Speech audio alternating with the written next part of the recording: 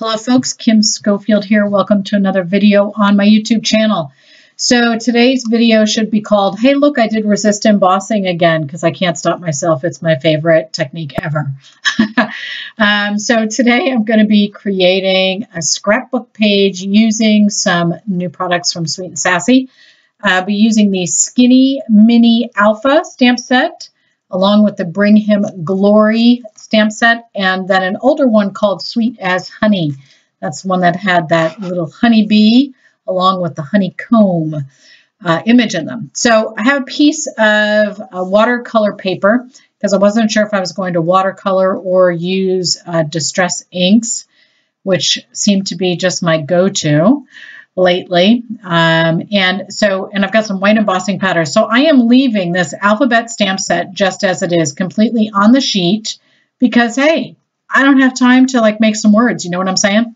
So I'm inking this up with some Versamark or some embossing ink.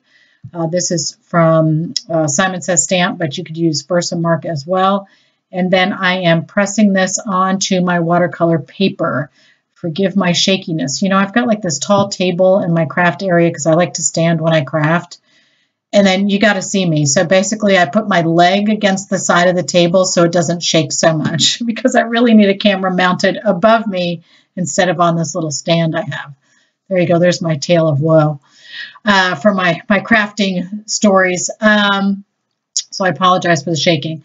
So I went ahead and put some white embossing powder on there, and I also stamped the little sentiment from Give Him Glory, or Bring Him Glory, that stamp set. And I have got my Distress Oxide inks because I love them, and I'm going to be inking up this entire piece. So if there's not a ton of shaking now, it's because I'm standing in this awkward position with my leg pressed against the side of the table so it doesn't wiggle. Oh my goodness. I could just sit at my desk, but I don't know about the rest of you. Leave me a comment. Do you like to stand when you craft? I have to stand. I'm more creative if I stand, I think. I don't know, it doesn't even make any sense, but I think it's true. Anyway, so I'm going to go ahead and I'm just using my blending tool here to go over this entire piece, and I am using a dry cloth just to remove any ink that's sitting on top of that those embossed letters. So I used all three colors there. And I also did the exact same thing on that little sentiment from Bring Him Glory. I have some paper here from, it's older paper, got to tell you, you probably can't get it anymore. I know I shouldn't do it to you by using this old paper in my projects, but I'm trying to use up my old stuff. So I've got a mini ink blending tool here. This is new from Wendy Vecchi, and I'm coloring in my little bees. There's a lot of black here, so it's just a little bit of yellow. It's not super noticeable.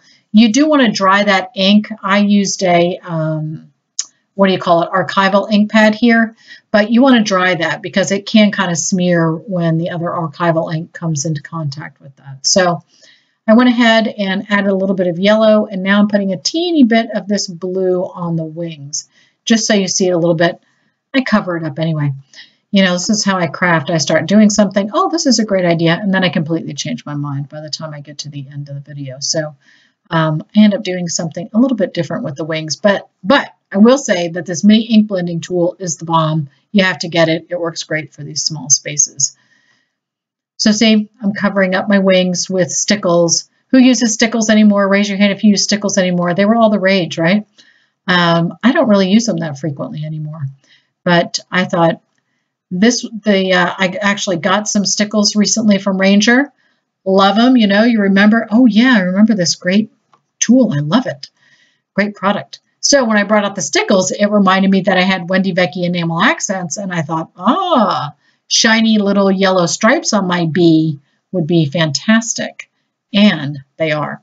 Definitely is. Look at that. Look at the little stripes. It's perfect. Love my little bees. Okay. This is a quick project. So I've cut out the sentiment from a piece of paper. I have some matte minis from Wendy. These are new, and I love them with the little sayings and the words. I've got my picture, my focal point image here, and I am filling in on the sentiment here. There's the letters have, you know, they're open. So I'm just using my Copic marker to color them in so you can see that a little bit better. I don't think this bothered the nib, you know, going over distress ink at all, but I wasn't coloring very much. So you could use any kind of color medium to bring that in.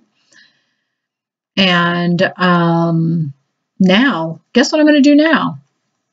That's right. I'm going to go over the edge, but not with brown. Are you surprised? It's hickory smoke, because that's a good accent too, because my paper actually had this very subtle gray pattern in the background. So I'm using my hickory smoke to edge everything in gray. And that, because I don't have a lot of going on, I don't have a lot of different color, and some of my things are the same color, that really helps to make those images not all blend in together. It gives them some dimension and they pop out. Clearly my leg is not up against the side of my table because it's wiggling around like crazy. So see how that stands out a little bit more by putting that gray around the edge. And then just using that dry cloth just in case I have any ink sitting on top of the embossed areas. So I'm going to go ahead and finish edging everything up, including this great big piece, which I love. And so now let me show you what I do with my letters. And I didn't use this either, but this is a fun technique, so I'm going to show you anyway, even though I didn't use this color letter. So I'm covering these using my blending tool with my oxide inks.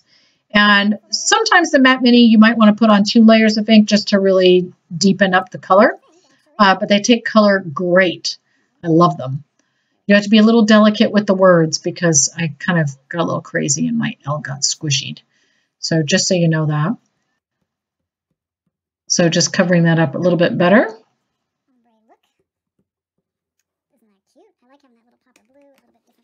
And I'm going to create a little bit of an ombre effect by using my mini blending tool again and a little bit of archival ink. And you could use archival here, or you could use another distress ink. I didn't have a navy in the distress ink. Doesn't that look pretty? I love it. But the blue was totally wrong. I was going for kind of a contrast color. This wasn't it. So I decided to keep everything kind of in the yellow family. See, there you go. There's another one. So here's from the, this is from the older stamp set. I love this stamp set. This is from the Sweetest Honey stamp set.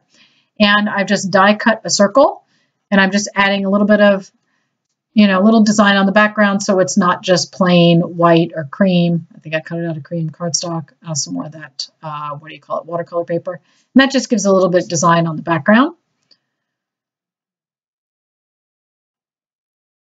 And then I'm going to go ahead and guess what? That's right. Add a little ink to those edges.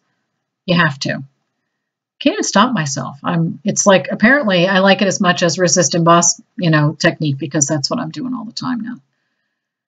All right, so I have that down, and I'm adding the smallest hint of yellow right in the center of that circle, kind of to give just a little pop of color behind my letters.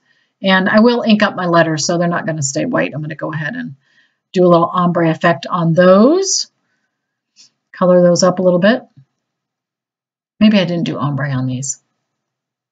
It's been a while since I've done this project, you know? I do like a project and it takes me a week or so before I actually, or maybe more, to get around to doing the voiceover. It's terrible. Very busy lately. A lot of work. I'm back working full-time, and I homeschool full-time. So yeah, basically I just don't sleep. Don't have as much time for crafting. So now I've got my sentiment there a little bit with my green and my yellow, so that mimics those colors that I have in the rest of my layout. So really my color scheme is pretty, you know, pretty monochromatic, except for my photo. Everything kind of has this yellow, gray, a little bit of that green, and of course some more of the edging in that hickory. So I added this was just a little strip of other decorative paper that I added to the back of my embossed piece. This is a pretty simple layout. It is a 12 by 12, and I'm going to go ahead and just attach this onto my main piece of paper. Trying to remember who, oh, that's right. This is, all right, so I have, the paper is from my mind's eye, so this is really an older one. I'll see if I can find it. If I can, I will link it in the description below. So all I've done here is mounted my picture on another piece of decorative paper. And then I added a tag that I had, the tags from Donna Downey. I just have a little pack of them, but you could use any shipping tag. It's really just going to serve as a holding place for my sentiment for my entire scrapbook page. So just adding some tape on there. And you can see I kind of glue all of my pieces down. So I've got one large piece that everything just goes down onto my 12 by 12 piece of paper at a time. And you can see I also have cut out my bumblebees there. Go over on the right-hand side. So there's my little sentiment. These are my kids. This was years ago. My kids are way older. My oldest now is just turned 14. And my youngest is 11. So I'm using some Wendy Vecchi adhesive. This is a liquid adhesive. Love it. Has a nice thin tip nozzle.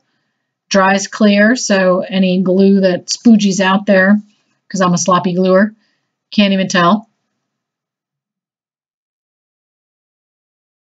So go ahead and add my letter. So my circle there you can see is kind of behind the photo, and then the love you is on top of the photo.